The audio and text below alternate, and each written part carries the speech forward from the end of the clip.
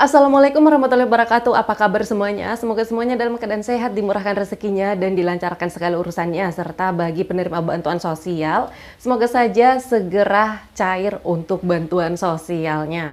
Di video kali ini yang akan saya sampaikan yaitu tidak semua KPM akan mendapatkan nominal bantuan sosial sebesar Rp600.000 pada penyaluran bantuan sosial kali ini.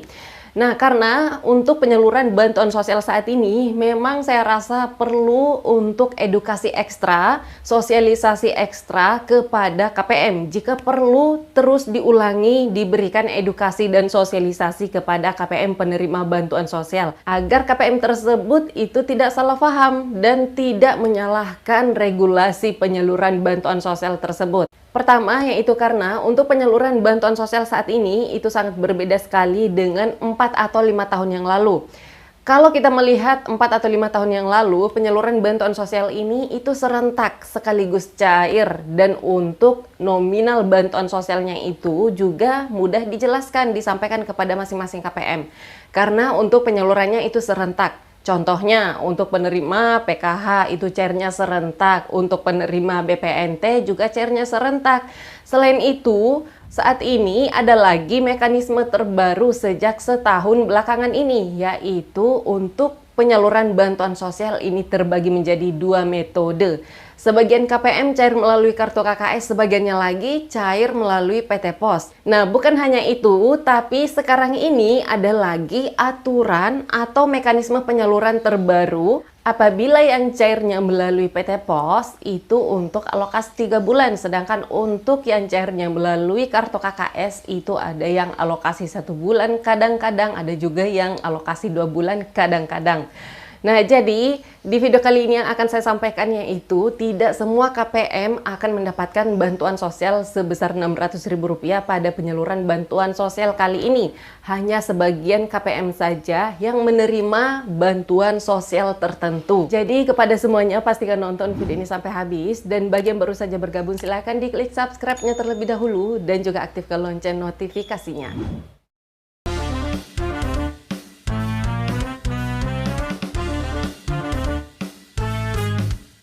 Sebelumnya saya akan bercerita sedikit ya terkait permasalahan KPM yang datang mengadu kepada saya terkait jumlah bantuan sosial yang ia terima. Anggap saja ini adalah KPM A. Dia datang terus melapor, "Kak, kenapa ya bantuan sosial yang saya terima hanya sebesar Rp200.000, sedangkan teman-teman saya yang lain sesama penerima bantuan sosial dapatnya malah 600." Nah, ini adalah contoh kasus yang pertama, KPM A. Dan setelah saya cek, nominal bantuan sosialnya benar, yang ia terima hanya Rp200.000. Dan saya tanya lagi, ibu membandingkannya dengan KPM yang mana? Yang ibu anggap dia mendapatkan bansos 600. Kemudian ia jelaskan bahwa KPM yang ia maksud itu mendapatkan bansos Rp600.000, yaitu adalah sesama penerima bantuan sosial BPNT, tapi cairnya melalui kantor pos.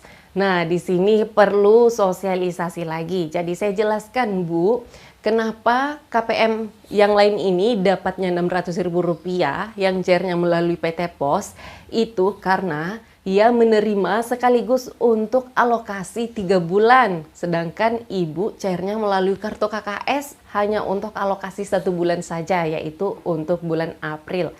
Nah, karena bantuan sosial BPNT ini nominal bantuannya itu Rp200.000 per bulan, jadi wajar saja KPM A ini mendapatkan nominal bansos 200, sedangkan KPM lainnya yang cair melalui PT Pos itu dapatnya Rp600.000. Terus nanya lagi nih, kenapa saya kok cairnya hanya untuk alokasi 1 bulan saja, sedangkan teman saya cairnya sekaligus untuk alokasi 3 bulan. Jadi untuk jawaban yang ini, itu semua adalah ketentuan dari Kementerian Sosial.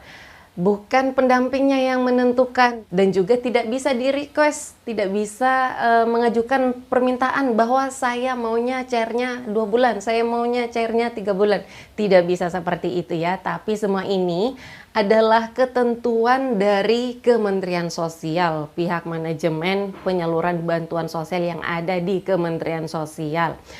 Nah, perlu untuk Bapak Ibu semuanya catat ya, saat ini untuk penyaluran bantuan sosial itu sifatnya fleksibel. Sehingga apabila misalnya nih ada hal-hal tertentu atau situasi tertentu darurat misalnya, maka untuk penyaluran bantuan sosial ini bisa disesuaikan. Contoh misalnya dilakukan percepatan penyaluran bantuan sosial, maka bantuan sosial tersebut itu khususnya BPNT akan segera disalurkan walaupun hanya untuk alokasi 1 bulan saja. Nah, sedangkan untuk penyaluran bantuan sosial yang melalui PT POS ini, entah seperti apa mekanismenya di atas, di pusat, sehingga ia penyalurannya hanya boleh dilakukan minimal alokasi 2 bulan untuk bantuan sosial PKH pada penyaluran sebelumnya. Setelah itu dicairkan lagi untuk alokasi 3 bulan, kembali normal untuk per tahap hitungannya. Karena memang untuk bantuan sosial PKH dan BPNT ini sejak lama dari aturan pertama terbit, pertama ada PKH itu seharusnya untuk alokasi per tahap, yaitu untuk alokasi 3 bulan sekaligus, hitungannya per tahap. Contoh kasus berikutnya, anggap saja ini adalah KPMB, dia datang melapor ke saya. Katanya kenapa ia hanya menerima bantuan sosial jumlahnya hanya 300.000 sekian, padahal sama-sama cair melalui PT POS. Nah, setelah saya cek, ternyata ibu yang melapor ini yang hanya mendapatkan nominal bantuan sosial 300.000 sekian, itu adalah penerima PKH murni. Dia belum mendapatkan bantuan sosial BPNT.